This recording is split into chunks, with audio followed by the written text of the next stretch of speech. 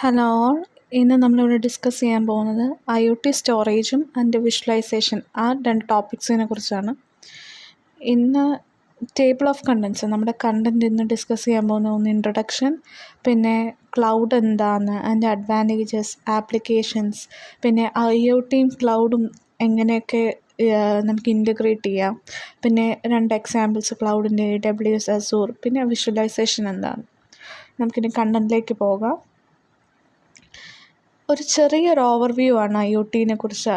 നമ്മളെന്നും കേൾക്കുന്നതാണല്ലേ IoT എന്താണെന്ന്. IoT internet of things. നമുക്ക് അതെന്ന് വെച്ചാൽ ഒരു നെറ്റ്വർക്ക് ഓഫ് ഫിസിക്കൽ ഡിവൈസസ്.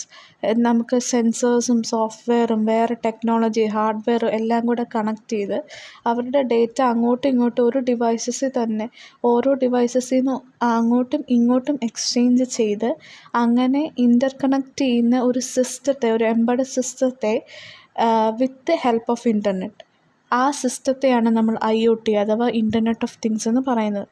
പിന്നെ പ്രൈമറി ഗോൾ എന്ന് വെച്ചാൽ ക്രിയേറ്റ് സ്മാർട്ട് ഇൻ്റർകണക്റ്റഡ് സിസ്റ്റംസ് എന്ന് വെച്ചാൽ സ്മാർട്ട് സിസ്റ്റംസ്. നമ്മളൊരു സ്മാർട്ട് ഫോൺ ആണെങ്കിലും നമ്മൾ തൊടുമ്പോഴേ വരും, അതുപോലെ സ്മാർട്ട് സിസ്റ്റംസ് നമുക്ക് പെട്ടെന്ന് ഡേറ്റ കളക്ട് ചെയ്യാനാണെങ്കിലും വേറെ അനലൈസ് ചെയ്യാനാണ്, ഓട്ടോമേറ്റ് ചെയ്യാനാണെങ്കിലും അങ്ങനെ ചെയ്യാൻ വേണ്ടിയൊക്കെയാണ് നമ്മൾ IoT കൂടുതൽ ഉപയോഗിക്കുന്നത്. നെക്സ്റ്റ് സ്ലൈഡ് എന്ന് വെച്ചാൽ ക്ലൗഡിനെ കുറിച്ചാണ്. ക്ലൗഡ് എന്താണ്, അതിൻ്റെ കാര്യങ്ങളാണ് ഇനി പറയാൻ പോകുന്നത്. ഇനി നമ്മൾ ടെക്നോളജിക്കൽ ആസ്പെക്റ്റിൽ പറയുമ്പോൾ ക്ലൗഡ് എന്ന് വെച്ചാൽ ക്ലൗഡ് കമ്പ്യൂട്ടിങ്ങിന് ക്ലൗഡ് സർവീസസ്. അതെന്ന് വെച്ചാൽ പലതരം കമ്പ്യൂട്ടിംഗ് സർവീസസ് ഇൻ്റർനെറ്റ് വഴി നമ്മൾ പൈസ കൊടുത്ത് അങ്ങോട്ടും ഇങ്ങോട്ടുമുള്ളൊരു ഇത് മേടിക്കുക ആ ഒരു ഇതിൽ തന്നെ നമ്മൾ ചെയ്യുന്ന ഒരു പലതരം കമ്പ്യൂട്ടിംഗ് സർവീസസാണ് ക്ലൗഡ് കമ്പ്യൂട്ടിംഗ്. അത് ഫിസിക്കൽ ഹാർഡ്വെയറിലും പിന്നെ അല്ലാണ്ടല്ലോ ഇൻസ്റ്റോൾഡ് ആയിട്ടുള്ള സോഫ്റ്റ്വെയറിനേക്കാൾ ഡിപ്പെൻഡ് ചെയ്യുന്നേക്കാൾ കൂടുതൽ ഒന്നുകൂടെ നമുക്ക് ബെനഫിഷ്യലാണ് ഈ ക്ലൗഡ്. പിന്നെ ക്ലൗഡിൻ്റെ സർവീസസ് എന്താണെന്നൊക്കെ പറഞ്ഞാൽ സ്റ്റോറേജ്, നമ്മുടെ ഡേറ്റയൊക്കെ സ്റ്റോറേജ്, അനലൈസ് ചെയ്ത് ഡേറ്റയൊക്കെ സ്റ്റോറേജ് ചെയ്യുക, പിന്നെ ഡേറ്റാ ബേസസ്, നമ്മുടെ നെറ്റ്വർക്കിങ്, അങ്ങനത്തെ പല കാര്യങ്ങളുടെ കുറേ സർവീസസാണ് ക്ലൗഡ് നമുക്ക്. പിന്നെ major cloud providers, cloud computing services തരുന്ന ആൾക്കാരെന്ന് വെച്ചാൽ AWS, ആമസോൺ വെബ് സർവീസസ്, പിന്നെ മൈക്രോസോഫ്റ്റിൻ്റെ Azure, പിന്നെ ക്ലൗഡിൻ്റെ ഗൂഗിളിൻ്റെ ക്ലൗഡ് പ്ലാറ്റ്ഫോം, പിന്നെ IBM ക്ലൗഡ്. ഇതിൽ ചില AWSഉം Azureഉം ഒക്കെ പിന്നീട് നമ്മൾ ഈ PPTയിൽ പ്രസൻറ്റേഷനിൽ പറയുന്നതായിരിക്കും. ഇനി അടുത്ത സ്ലൈഡിലേക്ക് പോകുമ്പോൾ ക്ലൗഡിൻ്റെ അഡ്വാൻറ്റേജസ് എന്താണെന്നുള്ളതാണ് ലിസ്റ്റ് ചെയ്തേക്കുന്നത്. അഡ്വാൻറ്റേജസ് എന്ന് വെച്ചാൽ ഫസ്റ്റ് അഡ്വാൻറ്റേജ് എന്ന് പറഞ്ഞാൽ സ്കെയിലബിലിറ്റി എന്ന് വെച്ചാൽ ഉപയോഗിക്കുന്ന നമുക്ക് അതൊന്നെങ്കിൽ സ്കെയിലപ്പ് ചെയ്യാം അല്ലെങ്കിൽ സ്കെയിൽ ഡൗൺ ചെയ്യാം. സ്കെയിൽ ഡൗൺ ചെയ്യാന്ന് പറഞ്ഞാൽ നമ്മുടെ കമ്പ്യൂട്ടിംഗ് റിസോഴ്സസ് നമുക്കത് നമ്മുടെ ആവശ്യത്തിനുള്ള രീതിക്ക് അത് ഉപയോഗിക്കാം. നമുക്ക് ഡിമാൻഡുള്ളത് ഇപ്പോൾ ഇന്ന കാര്യമാണെങ്കിൽ ആ ഡിമാൻഡിനുള്ള കാര്യങ്ങൾ വേറെ പോയി അന്വേഷിക്കാതെയോ വേറെ എക്സ്ട്രാ എഫേർട്ട് ഇടാണ്ട് നമുക്ക് നമ്മുടെ ആവശ്യത്തിനുള്ള രീതിയിൽ നമ്മുടെ ഡിമാൻഡിനനുസരിച്ച് നമുക്കത് ഉപയോഗിക്കാൻ പറ്റും. പിന്നെ കോസ്റ്റ് എഫക്റ്റീവ്നെസ് എന്ന് പറഞ്ഞാൽ നമുക്ക് ഹാർഡ്വെയറുകളും സോഫ്റ്റ്വെയറൊക്കെ മേടിക്കുന്ന പൈസ ഈ നമ്മൾ തെരുതെരെ മേടിക്കുന്നതിനേക്കാളും ഒരു അസറ്റ് പോലെ നമുക്കിത് ഒറ്റ പ്രാവശ്യം നമ്മൾ പൈസ കൊടുത്ത് മേടിച്ച് കഴിഞ്ഞാൽ നമുക്കത് പിന്നീട് നമുക്ക് ഇതിനകത്ത് റിസോഴ്സസ് യൂസ് ചെയ്ത് നമുക്ക് നമ്മുടെ ജോലികൾ ചെയ്യാം. ഇനി ഫ്ലെക്സിബിലിറ്റിയും ഫ്ലെക്സിബിലിറ്റി എന്ന് വെച്ചാൽ നമുക്ക് എവിടെ വേണേലും ഇരുന്ന് നമുക്ക് ജോലി ചെയ്യാം. നമുക്ക് ഈ സർവീസസ് ഉപയോഗിക്കാം. നമുക്ക് എവിടെ വേണേലും ഇരുന്ന് കൊലാബറേറ്റ് ചെയ്ത് ചെയ്യാം. നമുക്ക് എവിടെ ഇരുന്നാണേലും നമുക്കിത് ആക്സസ് ചെയ്യാനും പറ്റും. ഇനി റിലയബിലിറ്റിയും റിലയബിലിറ്റി എന്ന് വെച്ചാൽ നമുക്ക് കൂടുതൽ ഡിപ്പെൻഡൻ്റ് ആണ്. നമ്മുടെ ഹാർഡ്വെയറിലും സോഫ്റ്റ്വെയറും നമ്മൾ സേവ് ചെയ്ത കാരണേക്കാൾ കൂടുതൽ എത്ര നാൾ വേണേലും നിൽക്കുകയും ചെയ്യും. നമുക്ക് അവൈലബിളായിട്ട് എപ്പോൾ വേണേലും എടുക്കുകയും അത് തിരിച്ച് സ്റ്റോർ ചെയ്യാനും തിരിച്ച് ഉപയോഗിക്കാനും പറ്റും. പിന്നെ ഇന്നോവേഷൻ ആജിലിറ്റി എന്ന് പറഞ്ഞാൽ നമുക്ക് എപ്പോൾ വേണേലും പുതിയ കാര്യങ്ങൾ നമുക്ക് ഇമ്പ്രൂവ്മെൻറ്റ് ചെയ്യാനും പുതിയ കാര്യങ്ങളിലേക്ക് നമുക്ക് ചുവട് വെക്കാനാണേലും പുതിയ എക്സ്പെരിമെൻറ്റേഷനും പുതിയ ടെക്നോളജിക്കലായിട്ടുള്ള ഇൻ്റഗ്രേഷനും വേണ്ടി നമുക്കിത് ഒരുപാട് പ്രയോജനപ്പെടുന്നതാണ് ക്ലൗഡ് എന്ന് പറഞ്ഞൊരു സർവീസ്. ഇനി നെക്സ്റ്റ് സ്ലൈഡിൽ എന്ന് പറഞ്ഞാൽ നമ്മുടെ ആപ്ലിക്കേഷൻസാണ്, ക്ലൗഡ് സർവീസസിൻ്റെ ആപ്ലിക്കേഷൻസ്. ആദ്യത്തേന്ന് പറഞ്ഞാൽ data storage and backup. Data storage and backup എന്ന് വെച്ചാൽ നമ്മുടെ കൺവീനിയൻസ് അനുസരിച്ച്, നമ്മുടെ കോസ്റ്റ് എഫക്റ്റീവ്നെസ് അനുസരിച്ച് നമുക്ക് നമ്മുടെ ഡേറ്റാസ് സ്റ്റോറും ചെയ്യാം, ബാക്കപ്പ് ഡേറ്റ എടുക്കുകയും ചെയ്യും. അത് എത്ര ക്വാണ്ടിറ്റിയിലോ എത്ര ലാർജ് വോള്യൂംസ് ആണെങ്കിലും നമ്മുടെ ക്ലൗഡിൽ അത് സെക്യൂർ ആയിട്ടിരിക്കും. എന്തെങ്കിലും വന്നാൽ തന്നെ അത് ഡിലീറ്റ് ആയി പോകും, അങ്ങനത്തെ ഒരു കാര്യങ്ങളുമില്ല. അത് സെക്യൂർ ആയിട്ട് അവിടെ തന്നെ ഇരിക്കും. പിന്നെയുള്ള ഡേറ്റ അനാലിസിസും പ്രോസസ്സിങ്ങുമാണ്. എത്ര വലിയ ഡേറ്റ സെറ്റാണെങ്കിലും നമുക്കത് അനലൈസ് ചെയ്ത് അത് പ്രോസസ്സ് ചെയ്ത് നമുക്ക് എടുക്കാവുന്നതാണ്. പിന്നെ സോഫ്റ്റ്വെയർ ഡെവലപ്മെൻറ്റ് ആൻഡ് ടെസ്റ്റിങ്. നമുക്ക് ഇപ്പം ഈ ക്ലൗഡ് ബേസ്ഡ് പ്ലാറ്റ്ഫോംസിൽ അല്ലെ അതിൻ്റെ എൻവയൺമെൻറ്റ്സിൽ സോഫ്റ്റ്വെയർ ഡെവലപ്പേഴ്സിന് കൊളാബറേറ്റ് ചെയ്ത് അവരുടെ സോഫ്റ്റ്വെയർസ് വേണമെങ്കിൽ ബിൽഡ് ചെയ്ത് അവർക്ക് ടെസ്റ്റ് ചെയ്യാനും പുതിയ ആപ്ലിക്കേഷൻസ് നോക്കാനും അല്ലെങ്കിൽ ഇൻസേർട്ട് ചെയ്യാനും എല്ലാം എഫിഷ്യൻ്റ്ലി അനുവദിക്കുന്ന ഒരു പ്ലാറ്റ്ഫോമാണ് ക്ലൗഡ്. ഇനി അടുത്തതെന്ന് വെച്ചാൽ വെബ് ഹോസ്റ്റിംഗ് അല്ലെങ്കിൽ ആൻഡ് കണ്ടൻറ് ഡെലിവറി എന്ന് വെച്ചാൽ ഇതിനകത്ത് ക്ലൗഡ് ഹോസ്റ്റിംഗ് സർവീസസ് എല്ലാ ആൾക്കാരെയും അതിനകത്ത് പാർട്ടിസിപ്പേറ്റ് ചെയ്യുന്ന എല്ലാ ഇൻഡിവിജ്വൽസ് അല്ലെ ബിസിനസ്സുകളെ വെബ്സൈറ്റുകൾ ഹോസ്റ്റ് ചെയ്യാനും വെബ് ആപ്ലിക്കേഷൻസും അതിൻ്റെ കണ്ടൻറ്റും ഒക്കെ പല ഭാഗത്തും ലോകത്തിൻ്റെ പല ഭാഗത്തേക്കും അത് സ്പ്രെഡ് ചെയ്ത് കൊടുക്കാനും അത് ഡിസ്ട്രിബ്യൂട്ട് ചെയ്യാനും അത് നമ്മളെ സഹായിക്കുകയും നമ്മൾ അനുവദിക്കുകയും ചെയ്യുന്നതാണ്. പിന്നെയെന്ന് പറയുന്നത് കൊളാബറേഷൻ ആൻഡ് കമ്മ്യൂണിക്കേഷൻ. കൊളാബറേഷൻ എന്ന് ഉദ്ദേശിക്കുന്നത് പല ടീമുകളെ നമുക്ക് വേണമെങ്കിൽ ഒരുമിച്ച് കൊണ്ടുവന്ന് കൊളാബറേഷൻ ചെയ്യാനും നമ്മൾ ദൂരെ നിന്ന് നമുക്ക് ഇതിൻ്റെ ഫെസിലിറ്റീസ് അഡോപ്റ്റ് ചെയ്യാനും എടുക്കാനൊക്കെ പറ്റും. പിന്നെ ഈ പ്ലാറ്റ്ഫോം ക്ലൗഡ് എന്ന് പറഞ്ഞ പ്ലാറ്റ്ഫോം നമുക്ക് ഓഫർ ചെയ്യുന്ന വേറെ കാര്യങ്ങളെന്ന് വെച്ചാൽ ഡോക്യുമെൻറ്റ്സ് ഷെയർ ചെയ്യാം, പിന്നെ റിയൽ ടൈം കൊളാബറേഷൻ, പിന്നെ വീഡിയോ കോൺഫറൻസ് ചെയ്യാം, മെസ്സേജിങ്, അങ്ങനത്തെ പല പല കാര്യങ്ങളും ക്ലൗഡ് നമുക്ക് സഹായകരമാണ്. പിന്നെ വരുന്ന വേറൊരു ആപ്ലിക്കേഷനാണ് ആർട്ടിഫിഷ്യൽ ഇൻ്റലിജൻസ് ആൻഡ് മെഷീൻ ലേണിങ്ങിൽ. എന്ന് വെച്ചാൽ ഇപ്പോൾ പുതിയ ഡെവലപ്പേഴ്സിനോ അല്ലെങ്കിൽ പുതിയ ബിഗിനേഴ്സിനോ അവരുടെ ഓൺ ഡെവലപ്മെൻറ്റ്സ് കൂടുതൽ നല്ലതായിട്ട് ബിൽഡ് ചെയ്യാനും പിന്നെ അവരുടെ കൂടുതൽ ഇൻ്റലിജൻ്റ് ആപ്ലിക്കേഷൻസൊക്കെ പിന്നെയും അത് അവരുടെ സിസ്റ്റത്തിലേക്ക് അല്ലെങ്കിൽ അവരുടെ ഐഡിയാസിലേക്ക് അവരുടെ ഡെവലപ്മെൻറ്റ്സിലേക്ക് ഒന്നുകൂടെ അത് ഡിപ്ലോയ് ചെയ്യാനൊക്കെയുള്ള അവസരം ക്ലൗഡ് കൊടുക്കുന്നത്. പിന്നെ disaster recovery and business continuity. എന്തെങ്കിലും പ്രശ്നം വന്ന് എന്തെങ്കിലും പറ്റി നമ്മൾ സ്റ്റോർ ചെയ്ത സാധനങ്ങൾ എന്തെങ്കിലും പോകുമോ അങ്ങനെ എന്തെങ്കിലും ചെയ്താൽ നമുക്ക് cloud based disaster recovery solutions അത് ഒരുപാട് നമ്മുടെ കോസ്റ്റ് അനുസരിച്ച് നമ്മുടെ റിലയബിലിറ്റി അനുസരിച്ച് ഇപ്പോൾ ക്രിട്ടിക്കലായിട്ടുള്ള ഡേറ്റ ബാക്കപ്പ് നമുക്ക് ക്ലൗഡ് പ്രൊവൈഡ് ചെയ്യും. ഒന്നെങ്കിൽ നമ്മുടെ ഡേറ്റാസ് പ്രൊവൈഡേഴ്സിൻ്റെ ഡേറ്റ റെപ്ലിക്കേറ്റ് ചെയ്ത് അല്ലെങ്കിൽ മൾട്ടിപ്പിൾ ഡേറ്റ സെൻറ്റേഴ്സിനകത്ത് എടുക്കുക, അങ്ങനെയൊക്കെ ഒരുപാട് വഴികളിലൂടെ നമ്മുടെ റിക്കവറി നമ്മുടെ ലോസ്റ്റായി പോയ ആ ഡേറ്റാസ് നമുക്ക് റിക്കവറായി കിട്ടും. ഇനി അടുത്തത് ഇൻ്റർനെറ്റ് ഓഫ് തിങ്സിൻ്റെ ഇൻ്റഗ്രേഷൻ, IoTയുടെ ഇൻ്റഗ്രേഷൻ. അപ്പം ഈ ക്ലൗഡ് കമ്പ്യൂട്ടിങ് നമുക്ക് വേണ്ട ഇൻഫ്രാസ്ട്രക്ചറും സർവീസസും എല്ലാം പ്രൊവൈഡ് ചെയ്യും നമ്മുടെ IoT ഡിപ്ലോയ്മെൻറ്റ്സിന് സപ്പോർട്ടിന് വേണ്ടി. IoT ഡിവൈസസിൻ്റെ ഡേറ്റ കളക്ഷൻ, പിന്നെ അതിൻ്റെ നമുക്ക് ഡേറ്റ അങ്ങോട്ടും ഇങ്ങോട്ടും കൊടുക്കാനുള്ള സാധനം, പിന്നെ സ്റ്റോർ ചെയ്യും, പ്രോസസ്സ് ചെയ്യും, അനലൈസ് ചെയ്യും, അങ്ങനെ ഒരുപാട് കാര്യങ്ങൾ IoT ഇൻ്റഗ്രേഷന് വേണ്ട സഹായങ്ങൾ സപ്പോർട്ടൊക്കെ ക്ലൗഡ് കമ്പ്യൂട്ടിങ് തരുന്നതായിരിക്കും. ഇനി IoTയുടെ ഇൻ്റഗ്രേഷൻ ക്ലൗഡ് കമ്പ്യൂട്ടിങ്ങായിട്ട് ഇൻ്റഗ്രേഷനെ കുറിച്ച് നമ്മൾ മുന്നോട്ട് പറയാൻ പോകുന്നത്. കൂടുതൽ അതിനെക്കുറിച്ച് പറയുന്നതായിരിക്കും. അടുത്ത സ്ലൈഡ് അതിനെക്കുറിച്ചാണ്. ഇനി IoTയും ക്ലൗഡും തമ്മിലുള്ള കീ ആസ്പെക്ട്സ്, IoT ക്ലൗഡുമായിട്ട് ഇൻ്റഗ്രേറ്റ് ചെയ്താലുള്ള അഡ്വാൻറ്റേജസ്, ബെനഫിറ്റ്സ്, അങ്ങനത്തെ കുറേ കാര്യങ്ങളാണ് ഇനി പറയാൻ പോകുന്നത്. അപ്പം ഫസ്റ്റ് എന്ന് പറഞ്ഞാൽ ഡേറ്റ കളക്ഷൻ. നമ്മുടെ IoT ഡിവൈസസിൽ വേരിയസ് ടൈപ്പ് ഓഫ് ഡേറ്റാസ് ഉണ്ട്. ഒന്നെങ്കിൽ സെൻസർ റീഡിങ്, അല്ലാത്ത ഡേറ്റ, ടെലിമെട്രി ഡേറ്റ, അല്ലെങ്കിൽ ഡിവൈസിൻ്റെ സ്റ്റാറ്റസ് ഇൻഫർമേഷൻ, അതിൻ്റെ വർക്കിങ്, അങ്ങനത്തെ അതുപോലത്തെ ഡേറ്റാസ് നമുക്ക് കളക്ട് ചെയ്ത് നമുക്ക് ക്ലൗഡിൽ സ്റ്റോർ ചെയ്യാം. അടുത്തതെന്ന് വെച്ചാൽ ഡേറ്റ ട്രാൻസ്മിഷനാണ്. നമ്മൾ കളക്ട് ചെയ്ത എന്ത് തരം ഡേറ്റകളും നമുക്ക് എങ്ങോട്ട് വേണേലും ഏത് കമ്മ്യൂണിക്കേഷൻ പ്രോട്ടോക്കോൾസ് ഉപയോഗിച്ച് MQTT ആട്ടെ HTTP ആട്ടെ അതൊക്കെ ഉപയോഗിച്ച് നമുക്ക് ഡേറ്റ ട്രാൻസ്മിറ്റ് ചെയ്യാം. അടുത്ത വെച്ചാൽ ക്ലൗഡ് സ്റ്റോറേജ്. നമുക്ക് നമ്മുടെ ഡേറ്റാസ്, നമ്മൾ കളക്ട് ചെയ്ത ഡേറ്റാസ്, നമ്മൾ അനലൈസ് ചെയ്ത ഡേറ്റാസ്, നമ്മൾ പ്രോസസ്സ് ചെയ്ത ഡേറ്റാസ്, അതെല്ലാം നമുക്ക് ക്ലൗഡിനകത്ത് സ്റ്റോർ ചെയ്ത് വെക്കാം. അടുത്തതെന്ന് പറഞ്ഞാൽ ഡേറ്റ പ്രോസസ്സിംഗ് ആണ്. നമ്മുടെ ആപ്ലിക്കേഷൻ്റെ റിക്വയർമെൻ്റ് അനുസരിച്ച് അത് അനലൈസ് ചെയ്ത് അഗ്രഗേറ്റ് ചെയ്ത് ഫിൽട്ടർ ചെയ്ത് അത് വേണ്ട രീതിക്ക് അത് ഡേറ്റ പ്രോസസ്സ് ചെയ്ത് കിട്ടും. പിന്നെ ക്ലൗഡ് സർവീസസും like AWS lambda, Azure functions, അവരെല്ലാം സെർവർലെസ് ഡേറ്റ പ്രോസസ്സിങ്ങിന് ഭയങ്കരമായിട്ട് സപ്പോർട്ട് ചെയ്യുന്നവരാണ്. ഇനി അനലിറ്റിക്സ് ആൻഡ് ഇൻസൈറ്റ്സ്. അനലിറ്റിക്കലായിട്ടുള്ള ടൂൾസ്, പിന്നെ മെഷീൻ ലേണിംഗ് ആൽഗോറിതംസ്, അതൊക്കെ അപ്ലൈ ചെയ്ത് നമുക്ക് സ്റ്റോർഡ് ഡേറ്റ നമുക്ക് ഇൻസൈറ്റ്സ് ഡിറൈവ് ചെയ്യാം, പാറ്റേൺസ് നമുക്ക് ഡിറ്റക്റ്റ് ചെയ്യാം.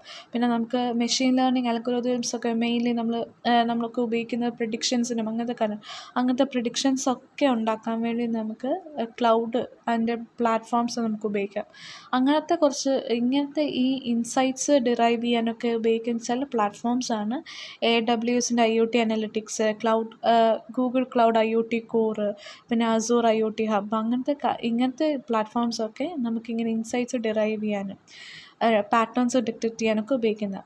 പിന്നെ വേറൊരു ഇമ്പോർട്ടൻറ്റ് ആപ്ലിക്കേഷൻ എന്ന് പറയുന്നത് ക്ലൗഡെന്ന് പറഞ്ഞാൽ IoTയും ക്ലൗഡും ഉള്ള ആ ഇൻ്റഗ്രേഷൻ, വേറെ ആപ്ലിക്കേഷൻസുമായിട്ടുള്ള ഇൻ്റഗ്രേഷൻ നമുക്ക് ഒരുപാട് പ്രയോജനപ്രദമാണ്. ഒന്നെന്ന് പറഞ്ഞാൽ real time monitoring, reporting, triggering, automation, അങ്ങനത്തെ ഒരുപാട് കാര്യങ്ങൾക്ക് നമുക്ക് ഇത് ഉപയോഗിക്കാൻ പറ്റും. പിന്നെ ഡേറ്റ സെക്യൂരിറ്റി ആൻഡ് കംപ്ലയൻസ്. അതെന്ന് വെച്ചാൽ നമ്മളെപ്പോഴും ശ്രദ്ധിക്കുന്ന ഒരു കാര്യം സെക്യൂരിറ്റി. നമ്മുടെ ഇൻഫോർമേഷൻ, നമ്മുടെ സെൻസിറ്റീവ് ഇൻഫോർമേഷൻ്റെ സെക്യൂരിറ്റി, അങ്ങനത്തെ ഒരുപാട് കാര്യങ്ങൾ. അപ്പം ഇതിനകത്ത് സെക്യൂരിറ്റി മെഷേഴ്സ് എന്ന് പറഞ്ഞാൽ IoT ഡേറ്റ പ്രൊട്ടക്റ്റ് ചെയ്യും, എൻക്രിപ്ഷൻ ഉണ്ട്, ആക്സസ് കൺട്രോൾ ഉണ്ട്, പിന്നെ കംപ്ലയൻസ് സർട്ടിഫിക്കേഷൻസ്, അങ്ങനെ ഒരുപാട് റെഗുലേഷൻസിലൂടെ മാത്രമേ ഒരാൾക്ക് നമ്മുടെ ഡേറ്റ ആക്സസ് ചെയ്യാൻ പറ്റത്തുള്ളൂ. പിന്നെ സ്കെയിലബിലിറ്റി, ഫ്ലെക്സിബിലിറ്റി, മുമ്പേ ക്ലൗഡിൻ്റെ ആപ്ലിക്കേഷനായിട്ട് പറഞ്ഞ പോലെ തന്നെ നമുക്ക് സ്കെയിൽ ഡൗണോ സ്കെയിൽ അപ്പോ ചെയ്യാം. നമ്മുടെ ഡിമാൻഡ് അനുസരിച്ച് നമുക്ക് സ്കെയിൽ ഡൗണോ ചെയ്യാൻ പറ്റും. ഇനി അടുത്തത് ഡിസ്കസ് ചെയ്യാൻ പോകുന്ന ഒരു ക്ലൗഡ് പ്ലാറ്റ്ഫോമായ AWS ആണ്.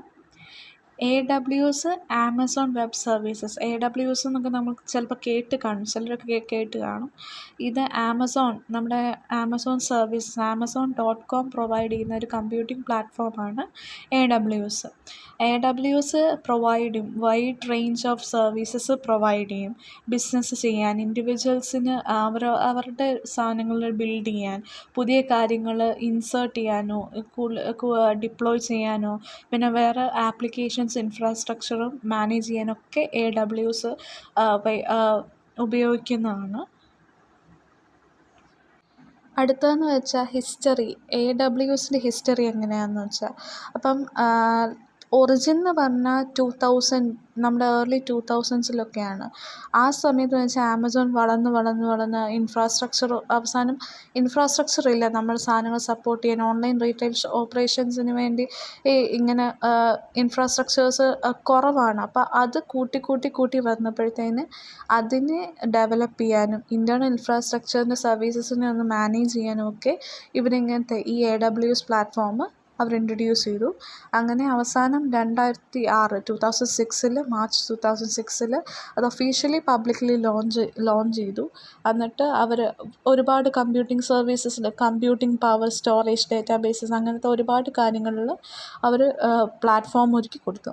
പിന്നീട് അത് ഒരു നെക്സ്റ്റ് ഫ്യൂ ഇയേഴ്സിൽ അത് എക്സ്പാൻഡായി.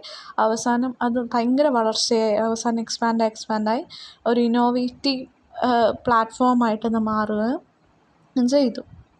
പിന്നീട് അത് കഴിഞ്ഞ് ഒരുപാട് എൻ്റർപ്രൈസസ്, സ്റ്റാർട്ടപ്സ്, ഗവൺമെൻറ് ഓർഗനൈസേഷൻസിനൊക്കെ ബെനഫിഷ്യലായിട്ടുള്ള പ്ലാറ്റ്ഫോമായിട്ടത് മാറി.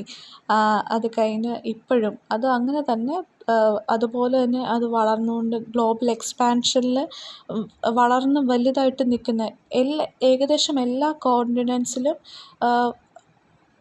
ഒരുപോലെ വളർന്നുകൊണ്ടിരിക്കുന്ന ഒരു പ്ലാറ്റ്ഫോമാണ് AWS എന്ന് പറയുന്നത്. ഇനി AWSൻ്റെ കീ ആസ്പെക്ട്സ് എന്ന് പറഞ്ഞാൽ, ഒന്ന് കമ്പ്യൂട്ടർ സർവീസസ്, നമ്മൾ ഉപയോഗിക്കുന്ന various type of computer services നമുക്ക് അവർ പ്രൊവൈഡ് ചെയ്യും. ഒരു എക്സാമ്പിൾ എന്ന് പറഞ്ഞാൽ ആമസോൺ EC2, പിന്നെ AWS ലാംഡ ഫോർ സെർവർലെസ് കമ്പ്യൂട്ടിങ്, അങ്ങനത്തെ ഒരുപാട് കാര്യത്തിന് വേണ്ടി ഇങ്ങനത്തെ ഒരുപാട് കമ്പ്യൂട്ടർ സർവീസസ് നമുക്ക് AWS പ്രൊവൈഡ് ചെയ്യും. പിന്നെ സ്റ്റോറേജ് സർവീസസ്, നമ്മുടെ ഡേറ്റാസ് സ്റ്റോർ ചെയ്യാൻ, നമ്മുടെ വേറെ ഒബ്ജക്ട്സ് സ്റ്റോർ ചെയ്യാൻ, സ്കെയിലബിൾ ഒബ്ജക്ട്സ് സ്റ്റോർ ചെയ്യാൻ, അങ്ങനത്തെ ഒരുപാട് കാര്യത്തിന് AWS നമ്മൾക്ക് പ്ലാറ്റ്ഫോം ഒരുക്കുന്നുണ്ട്. പിന്നെ ഡേറ്റാബേസ് സർവീസസ്, ഒരുപാട് റേഞ്ച് ഓഫ് ഡേറ്റാബേസ് സർവീസസ് നമുക്ക് സ്റ്റോർ ചെയ്യാൻ, അതിൻ്റെ സർവീസസ്, അതിൻ്റെ പ്രോസസ്സിങ്, അതിനെല്ലാത്തിനും AWS നമുക്ക് ഓഫർ ചെയ്യുന്നുണ്ട്. പിന്നെ നെറ്റ്വർക്കിംഗ് സിസ്റ്റംസ്, നമ്മുടെ networking services like Amazon VPC, അങ്ങനത്തെ സിസ്റ്റം, നമ്മുടെ ക്ലൗഡ് എൻവയൺമെൻറ്റ്സ് ഐസൊലേറ്റ് ചെയ്യാൻ, മാനേജ് ചെയ്യാൻ, അങ്ങനത്തെ ഒരുപാട് കാര്യത്തിന് നെറ്റ്വർക്കിംഗ് സർവീസസും ഇവർ പ്രൊവൈഡ് ചെയ്യുന്നുണ്ട്. പിന്നെ സെക്യൂരിറ്റി ആൻഡ് ഐഡൻറ്റിറ്റി സർവീസസ്, ഞാൻ മുമ്പേ പറഞ്ഞ പോലെ നമ്മളെപ്പോഴും ആലോചിക്കുന്നത്, നമ്മൾ കൺസേൺഡ് ആയിട്ടുള്ളൊരു ഫാക്റ്റാണ് സെക്യൂരിറ്റി. നമ്മുടെ ഡീറ്റെയിൽസ്, നമ്മുടെ ഐഡൻറ്റിഫിക്കേഷൻ, നമ്മുടെ ഡേറ്റയുടെ സെക്യൂരിറ്റി, അങ്ങനത്തെ സെക്യൂരിറ്റി സർവീസസും അത് ആക്സസ് ചെയ്യാൻ ഉള്ള ആ എൻക്രിപ്ഷനും മാനേജ്മെൻറ്റ്, അങ്ങനത്തെ ഒരുപാട് കാര്യങ്ങൾ, സെക്യൂരിറ്റി സർവീസസ്, പിന്നെ ഐഡൻറ്റിഫിക്കേഷൻ സർവീസസ് എല്ലാം AWS പ്രൊവൈഡ് ചെയ്യുന്നുണ്ട്. പിന്നെ അനലിറ്റിക്സ് സർവീസസ് എന്ന് പറഞ്ഞാൽ നമ്മുടെ ആമസോൺ അത്തീന നമ്മുടെ ഡേറ്റ ക്വയറിങ്ങിനും, അങ്ങനത്തെ ഒരുപാട് വിഷ്വലൈസേഷനും, പിന്നെ ബിസിനസ് ഇൻ്റലിജൻസ്, നമ്മുടെ ഡേറ്റ പ്രോസസ്സിങ്, നമ്മുടെ വലിയ ഡേറ്റകളൊക്കെ പ്രോസസ്സ് ചെയ്യാനുമൊക്കെ AWS നമ്മളെ സഹായിക്കും. പിന്നെ മെഷീൻ ലേണിംഗ്, AI സർവീസസും ഇപ്പം വളർന്നു വരുന്നൊരു പ്ലാറ്റ്ഫോമാണ് artificial intelligence and data science എന്നൊക്കെ പറയുന്നു. അങ്ങനത്തെ പ്ലാറ്റ്ഫോംസ് എല്ലാം അവരുടെ ലേണിംഗ് മോഡൽസ് ഡിപ്ലോയ് ചെയ്യാനും, അനാലിസിസ് നടത്താനും, അങ്ങനത്തെ ബിൽഡ് ചെയ്യാനും, ട്രെയിൻ ചെയ്യാനും ഒക്കെ മെഷീൻ ലേണിങ്ങിൻ്റെ AI സർവീസസിൻ്റെ സർവീസസ് AWS പ്രൊവൈഡ് ചെയ്യുന്നുണ്ട്. പിന്നെ പ്രൊവൈഡ് ചെയ്യുന്ന സർവീസസ് IoT സർവീസസ്, നമ്മുടെ IoT ഡിവൈസസ് ക്ലൗഡുമായിട്ട് കണക്ട് ചെയ്യാനും, അതിൻ്റെ ക്ലൗഡ് കേപ്പബിലിറ്റീസ് പ്രോസസ്സ് ചെയ്യാനും, പിന്നെ IoT ഡേറ്റ അനലൈസേഷനും, അങ്ങനെ ഒരുപാട് IoT സർവീസസ് AWS പ്രൊവൈഡ് ചെയ്യുന്നുണ്ട്. പിന്നെ ഡെവലപ്പർ ടൂൾസ് എന്ന് പറഞ്ഞാൽ നമ്മുടെ കോഡ് ഡിപ്ലോയ്മെൻറ്റ്സ്, ഓട്ടോമേറ്റിംഗ് കോഡ് ഡിപ്ലോയ്മെൻറ്റ്സ്, പിന്നെ നമ്മുടെ കണ്ടിന്യൂസ് ഇൻ്റഗ്രേഷൻ, ഡെലിവറി, അങ്ങനത്തെ ഒരുപാട് കാര്യത്തിനൊക്കെ AWS പ്ലാറ്റ്ഫോം ഒരുക്കുന്നുണ്ട്. പിന്നെ മാനേജ്മെൻറ്റ് ആൻഡ് മോണിറ്ററിങ്, നമ്മുടെ സർവീസസ് മാനേജ് ചെയ്യാനും മോണിറ്റർ ചെയ്യാനും, പിന്നെ നമ്മുടെ റിസോഴ്സസ് മോണിറ്റർ ചെയ്യാനും, ആപ്ലിക്കേഷൻസ് ഒന്നുകൂടെ മോണിറ്റർ ചെയ്യാനും, കോൺഫിഗറേഷൻ ചേഞ്ചസ് അതൊക്കെ ഒന്ന് ഡിപ്ലോയ് ചെയ്യാനും, അതിനെ ഒന്ന് മോണിറ്റർ ചെയ്ത് അതെങ്ങനെ വർക്ക് ചെയ്യുന്നുണ്ട്, അത് ആക്സസബിൾ ആണോ, അതെങ്ങനെ ഉണ്ടെന്നൊക്കെ ഉള്ളത് നോക്കാനും, അതിൻ്റെ മോണിറ്ററിങ്, അതിൻ്റെ മാനേജ്മെൻറ്റിനൊക്കെ AWS നമ്മളെ സഹായിക്കുന്നതാണ്. ഇനി അടുത്തതെന്ന് വെച്ചാൽ AWS പോലത്തെ വേറൊരു പ്ലാറ്റ്ഫോമാണ്, ഒരു ക്ലൗഡ് കമ്പ്യൂട്ടിംഗ് പ്ലാറ്റ്ഫോമാണ് അസൂർ. മൈക്രോസോഫ്റ്റാണ് ഡെവലപ്പ് ചെയ്തത്. അവരുടെ ഹിസ്റ്ററി എന്ന് വെച്ചാൽ അവർ തുടങ്ങിയത് 2008, 2010 ആ ഒരു ടൈമിലാണ് അവർ തുടങ്ങിയത്. അവർ തുടങ്ങിയതെന്ന് വെച്ചാൽ പ്രോജക്റ്റ് റെഡ് ഡോഗ് എന്ന് പറഞ്ഞൊരു പേരിൽ, കോഡ് നെയിമിലാണ് അവർ തുടങ്ങിയത്. 2008 പ്രോജക്റ്റ് കോഡ് റെഡ് ഡോഗ് എന്ന ഒരു ഇതിലാണ് അവർ സ്റ്റാർട്ട് ചെയ്തത്. പിന്നീട് അത് ആപ്ലിക്കേഷൻസ് ഡിപ്ലോയ് ചെയ്ത് ബിൽഡ് ചെയ്തൊക്കെ വന്ന അവസാനം February 2010 അത് ലോഞ്ച് ചെയ്തപ്പോൾ പേര് വിൻഡോസ് അസൂർ എന്നായി. പിന്നെ 2010 തൊട്ട് 2014 വരെ അസൂർ പാസ് സർവീസസ് ഒക്കെ ഇങ്ങനെ അലോ ചെയ്യാൻ തുടങ്ങി. ഡെവലപ്പേഴ്സ് അവർക്ക് ബിൽഡ് ചെയ്യാൻ, ഡിപ്ലോയ് ചെയ്യാൻ, ആപ്ലിക്കേഷൻസ് മാനേജ് ചെയ്യാൻ ഒക്കെ ഒരു വറി ഇല്ലാണ്ട് അവരുടെ ഇൻഫ്രാസ്ട്രക്ചറൊക്കെ ഉപയോഗിക്കാൻ അസൂർ ഓഫേഴ്സ് കൊടുത്തു, പ്ലാറ്റ്ഫോംസ് തന്നു. പിന്നെ അത് എക്സ്പാൻഡായി, പിന്നെ വർഷങ്ങൾ തോറും അത് വലുതായി അവസാനം പിന്നെ ഒരുപാട് ആപ്ലിക്കേഷൻസ് കൂടുതൽ അവർ പ്രൊവൈഡ് ചെയ്യാൻ തുടങ്ങി. അവർ മുന്നോട്ട് വരുംതോറും ഹൈബ്രിഡ് ക്ലൗഡ് ഫോക്കസ് അങ്ങനത്തെ ഒരു കോൺസെപ്റ്റിലേക്ക് പോകാൻ തുടങ്ങി. എന്ന് വെച്ചാൽ കൂടുതൽ ക്ലൗഡ് ഇൻഫോർമേഷൻ ഡേറ്റ എല്ലാം ഹൈബ്രിഡ് വെച്ചാൽ എല്ലാം കൂടെ ഒരുമിച്ചാക്കി കൊണ്ടുവന്ന് അങ്ങനത്തെ ഒരു ഫോക്കസിലേക്ക് അവർ കൂടുതൽ വന്നു. എന്നിട്ട് അവസാനം അത് ഡേറ്റാ സെൻറ്റേഴ്സൊക്കെ വലുതായി. അങ്ങനെ ക്ലൗഡ് കേപ്പബിലിറ്റീസ് ഹൈബ്രിഡൈസേഷൻ ചെയ്ത് അത് കൂടുതൽ വലുതാക്കി, ഇൻ്റഗ്രേറ്റ് ചെയ്തു, ഇൻ്റഗ്രേഷൻ കൂടുതൽ കൊണ്ടുവന്നു, എക്സ്പാൻഡ് ചെയ്തു. പിന്നീട് അത് ഇന്ന് കാണുന്ന ഇപ്പോഴും അത് കൂടുതൽ ഓഫറിങ്സും വേറെ പ്ലാറ്റ്ഫോംസും നമുക്കിങ്ങനെ ഉപയോഗിക്കാൻ വേണ്ടി അവർ കൂടുതൽ ഇപ്പോഴും ഡെവലപ്മെൻറ്റ് ഇതിൽ നടന്നുകൊണ്ടിരിക്കുകയാണ്. പിന്നെ നമ്മുടെ COVID-19 വന്നപ്പം ഈ ക്ലൗഡ് സർവീസസിൻ്റെ അഡോപ്ഷനൊക്കെ ഭയങ്കരമായിട്ടും ആക്സിലറേറ്റ് കൂടി. അങ്ങനെ ഒരുപാട് ട്രാൻസ്ഫോർമേഷനും ഒരുപാട് ഇനീഷ്യേറ്റീവ്സിനും പിന്നെ ഒരുപാട് ഡെവലപ്മെൻറ്റിലേക്കും അതവരെ മുന്നോട്ട് കൊണ്ടുപോയി. പിന്നെ അങ്ങനെ ഇപ്പം മാർക്കറ്റിൽ one of the leading cloud computing പ്ലാറ്റ്ഫോംസായിട്ട് AWSനോട് കമ്പീറ്റ് ചെയ്ത് അവരിപ്പം നിലവിൽ പൊയ്ക്കൊണ്ടിരിക്കുകയാണ്. അസൂറിനും AWSൻ്റെ അതേ തന്നെ കീ ആസ്പെക്ട്സും ഫീച്ചേഴ്സും ഏകദേശം അതേ കണ്ടൻറ്റ് തന്നെയാണ് വരുന്നത്. ഇനി അടുത്തതെന്ന് വെച്ചാൽ വിഷ്വലൈസേഷൻ എന്ന് പറഞ്ഞ പേര് കേട്ടാൽ തന്നെ നമുക്കറിയാം, ഒന്ന് നമ്മൾ കാണുക, ആ ഇമേജിനെ ഒന്ന് കാണുക, അത് തന്നെയാണ് വിഷ്വലൈസേഷൻ എന്ന പ്രോസസ്സ്. നമ്മുടെ ഡേറ്റാനെ, നമ്മുടെ ഇൻഫർമേഷനെ ഗ്രാഫിക്കലി റെപ്രസെൻ്റ് ചെയ്യുന്നതിൻ്റെ കാരണം എന്ന് വെച്ചാൽ നമുക്ക് കൂടുതൽ അണ്ടർസ്റ്റാൻഡ് ചെയ്യാനും അനാലിസിസ് നടത്താനും കൂടുതൽ കമ്മ്യൂണിക്കേഷൻ എഫക്റ്റീവ്ലി ആക്കാനും വേണ്ടിയാണ് വിഷ്വലൈസേഷൻ എന്ന് പറഞ്ഞ ഒരു ഐഡിയോളജിയും അല്ലെങ്കിൽ ആ പ്രോസസ്സ് വന്നത്. ഇനി ഫീച്ചേഴ്സ് ഓഫ് വിഷ്വലൈസേഷൻ എന്ന് പറഞ്ഞാൽ നമുക്ക് ആദ്യത്തെ ടൈപ്സ് ഓഫ് വിഷ്വലൈസേഷൻ, നമുക്ക് പലതരം വിഷ്വലൈസേഷൻ്റെ ടൈപ്പുകളുണ്ട്. ഒന്നെന്ന് വെച്ചാൽ നമ്മൾ സാധാരണ കാണുന്ന പോലെ ചാർട്ടുകൾ, ഗ്രാഫുകൾ, മാപ്സ്, ഡയഗ്രാം, പിന്നെ ഡാഷ്ബോർഡ്സ്, അങ്ങനത്തെ ഒരുപാട് ഇൻട്രാക്റ്റീവ് വിഷ്വലൈസേഷൻ, നമുക്ക് മെസ്സേജ് ചെയ്തോ ടെക്സ്റ്റ് ചെയ്തോ സംസാരിച്ചോ അങ്ങനത്തെ വിഷ്വലൈസേഷൻസ്, ഇങ്ങനത്തെയാണ് കുറച്ച് ടൈപ്സ് ഓഫ് വിഷ്വലൈസേഷൻ. അടുത്തതെന്ന് വെച്ചാൽ ഡേറ്റ റെപ്രസെൻറ്റേഷൻ നമുക്ക് കളറുകൾ വെച്ച്, പോയിൻ്റ്, ലൈന്, ഷേപ്സ്, ബാർസ്, പലതരം സൈസസ് വെച്ച്, പല ആട്രിബ്യൂട്ട്സ് വെച്ച് നമുക്ക് നമ്മുടെ ഡേറ്റേനെ നമുക്ക് വിഷ്വലി നമുക്ക് റെപ്രസെൻ്റ് ചെയ്യാൻ പറ്റും. പിന്നെ ഡേറ്റ അനാലിസിസ് എന്ന് വെച്ചാൽ നമുക്ക് നമുക്ക് തരുന്ന ടെക്സ്റ്റുകളും അങ്ങനത്തെ ഡേറ്റേനെ നമ്മൾ ഒന്നുകൂടെ ഒരു പിക്ടോറിയൽ റെപ്രസെൻറ്റേഷനിലേക്ക് കൊണ്ടുവന്ന് നമുക്ക് ഒന്നുകൂടെ കൂടുതൽ അനാലിസിസിന് ഹെൽപ്ഫുള്ളാവും. അതാണ് ഡേറ്റ അനാലിസിസ് എന്ന് പറയുന്നത്. അടുത്തതെന്ന് വെച്ചാൽ കമ്മ്യൂണിക്കേഷനാണ്. കമ്മ്യൂണിക്കേഷൻ നമുക്ക് ഒരു പിക്ടോറിയൽ ഇമേജ് നമുക്ക് ഒന്നുകൂടെ മെസ്സേജസ്, അതിൻ്റെ ഇൻഫോർമേഷനും കോംപ്ലക്സ് ആയിട്ടുള്ള ഇൻഫോർമേഷൻ നമുക്ക് ഒന്നുകൂടെ കൺവേ ചെയ്യും. അത് തന്നെയാണ് വിഷ്വലൈസേഷൻസ്. നമുക്ക് ഇതുപോലത്തെ പിക്ടോറിയൽ ഇൻഫോർമേഷൻസ് നമുക്ക് നമ്മുടെ ആ കോൺസെപ്റ്റിനെ അല്ലെങ്കിൽ ഐഡിയാസിനെ ഒന്നുകൂടെ ക്ലിയറായിട്ട് നമുക്ക് മനസ്സിലാക്കി തരും. പിന്നെ ടൂൾസ് ആൻഡ് ടെക്നോളജീസ് നമുക്ക് ഇപ്പം ഇങ്ങനത്തെ വിഷ്വലൈസേഷൻസ് ക്രിയേറ്റ് ചെയ്യാൻ വേണ്ടി ഒരുപാട് ടൂൾസും ടെക്നോളജീസും നമുക്ക് ഇപ്പോൾ അവൈലബിൾ ആണ്. എക്സാമ്പിൾ പറഞ്ഞാൽ മാറ്റ്ലാബ്, പിന്നെ വേറെ അങ്ങനത്തെ ഒരുപാട്, പിന്നെ പൈത്തൺ ലൈബ്രറീസ് ഉണ്ട്. നമുക്ക് കൂടുതൽ നമ്മുടെ ഗ്രാഫുകൾ റെപ്രസെൻ്റ് ചെയ്യാൻ മാറ്റ്പ്ലോട്ലിബ്, അങ്ങനത്തെ ഒരുപാട് ടൂൾസുകളും ടെക്നോളജീസും നമുക്ക് അവൈലബിൾ ആണ്. ഇനി അടുത്ത 3 പോയിൻറ്റ്സ് നമ്മുടെ കൺവീനിയൻസ്, നമ്മുടെ ഓഡിയൻസിനെ എങ്ങനെ കൺവേ ചെയ്യുന്നു, അങ്ങനത്തെ ഉള്ള കാര്യങ്ങൾക്കും, നമ്മളിപ്പോൾ ഒരു കോംപ്ലക്സ് ഇൻഫോർമേഷൻ ആണെങ്കിൽ പോലും അങ്ങനത്തെ കാര്യങ്ങളൊക്കെ നമുക്ക് എങ്ങനെ ഒരു ഗ്രൂപ്പിനെ അല്ലെങ്കിൽ ഒരു വ്യക്തിനെ നമുക്ക് എങ്ങനെ പറഞ്ഞ് മനസ്സിലാക്കാം, അങ്ങനത്തെയൊക്കെ ഒരു കാര്യങ്ങൾ, ഒരു ഡിഫിക്കൽട്ടി വരുമ്പോഴത്തേന് ഈ വിഷ്വലൈസേഷൻ നമ്മൾ ഒരുപാട് സഹായിക്കും.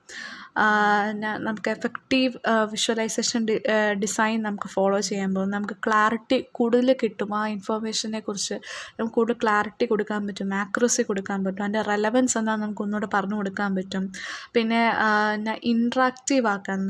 ഇൻട്രാക്റ്റീവ് വിഷ്വലൈസേഷൻ നമുക്ക് ഡേറ്റ ഡൈനാമിക്കലി നമുക്ക് ഇംപ്ലോർ ചെയ്യാൻ പറ്റും.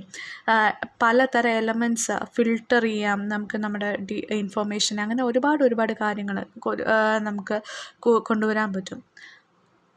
പിന്നെ ഒരു ഇൻഫോർമേഷൻ്റെ ഒരു നമ്മൾ വിഷ്വലി അത് റെപ്രസെൻ്റ് ചെയ്യുമ്പോഴത്തേന് അതിൻ്റെ എത്തിക്കൽ സൈഡും കൂടെ നമ്മൾ കൺസിഡർ ചെയ്യേണ്ടിയുണ്ട്. അതിൻ്റെ ആക്യുറസി എന്തോരമാണ്, അത് ഫെയർനെസ് എത്രയാണ്, ട്രാൻസ്പെറൻസി, അതിൻ്റെ പ്രൈവസി, അത് സെൻസിറ്റീവായിട്ടുള്ള ഡേറ്റാസിന് ഒരുപാട് കാണിക്കുന്നുണ്ടോ, ലൈക്ക് ചില ആവശ്യങ്ങളുള്ള കാര്യങ്ങളാണോ അല്ലാണ്ട് അണ്ടർലൈൻ ഡേറ്റാസാണോ. അപ്പം അങ്ങനത്തെ കാര്യങ്ങളും ശ്രദ്ധിച്ച് നമുക്ക് ചെയ്യാനുള്ള ഒരു ഇതും നമ്മൾ വിഷ്വലൈസേഷൻ ചെയ്യുമ്പോഴത്തേന് നമ്മൾ ആ ഒരു പിക്ടോറിയൽ റെപ്രസെൻറ്റേഷൻ, ഗ്രാഫിക്കൽ റെപ്രസെൻറ്റേഷൻ നമ്മൾ ചെയ്യുമ്പോഴത്തേന് നമ്മൾ ഓർക്കേണ്ട ഒരു കാര്യമാണ്. ഇതൊക്കെയാണ് വിഷ്വലൈസേഷൻ്റെ ഫാക്ടേഴ്സും ഫീച്ചേഴ്സും. ഇനി എന്തെങ്കിലും ഡൗട്ട്സോ എന്തെങ്കിലും കാര്യങ്ങളോ ഉണ്ടെങ്കിൽ please do contact us. Thank you.